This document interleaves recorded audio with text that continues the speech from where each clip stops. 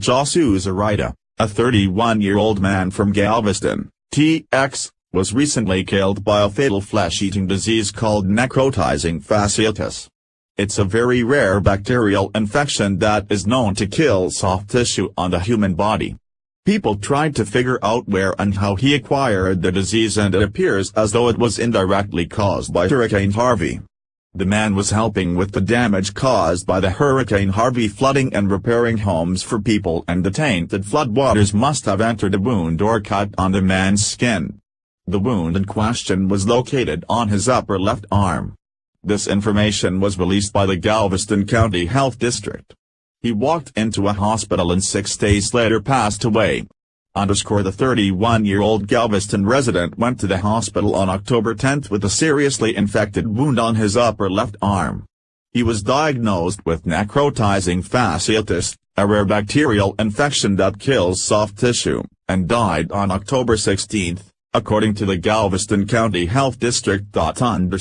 It's most likely this person's infection occurred when bacteria from Harvey debris or floodwater entered his body through a wound or cut, Dr. Philip Kaiser, Galveston County Local Health Authority, said in a press release.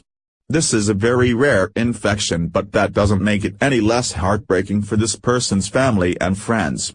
That's a very sad and unfortunate thing to happen to someone who was helping repair homes after a brutal natural disaster. His friends and family are likely devastated that this man who was so helpful fell victim to something so rare.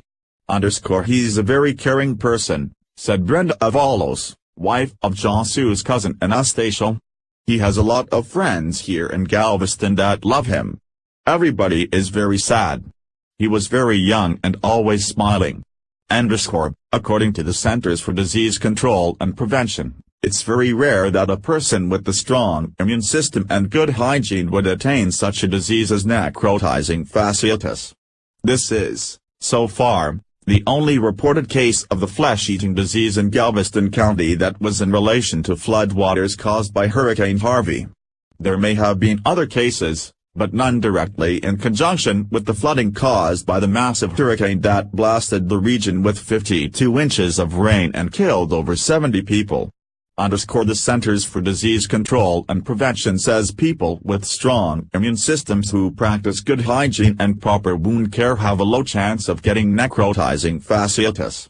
The Galveston County Health District is reminding people working on Hurricane Harvey recovery projects to take proper care of wounds to avoid further infections. The department adds that this particular infection was not related to Vibrio vulnificus, a bacteria naturally found in beach water. It's stated that anyone working in these conditions, where tainted water might enter a wound, that people should be extra careful and clean to avoid infections of the wounded area. Some people might forget while they're exhausted and busy working to restore parts of Texas that were hammered by Harvey, so it's extremely important to remind each other about taking care of the simple things that we often overlook. As reported by Fox 2 Detroit, people with wounds or cuts should : keep open wounds covered with clean, dry bandages until healed. Don't delay first aid of even minor, non-infected wounds, like blisters, scrapes or any break in the skin. Avoid contact with natural bodies of water, lakes, rivers, oceans, if you have an open wound or skin infection. Wash hands often with soap and water or use an alcohol-based hand rub if washing is not possible. Seek medical attention for redness, swelling or fever.